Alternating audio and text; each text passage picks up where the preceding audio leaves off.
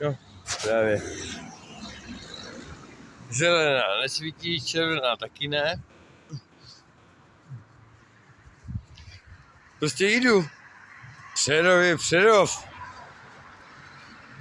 Bude, co si myslíte, kurva? Jdu, tak jdu, ne?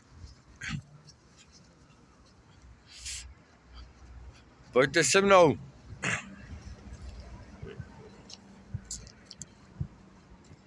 Dneska nakupíme, zahulíme a zítra budeme spát, ne? Budeme kouřit kokoty.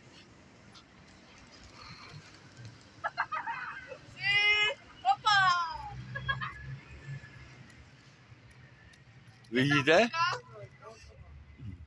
Pažme tam, Blažko! Slyšeli jste? Tak to tady asi funguje.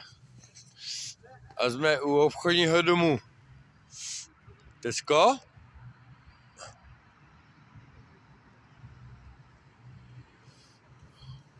No vidíte, tak budeme kouřit kokoty.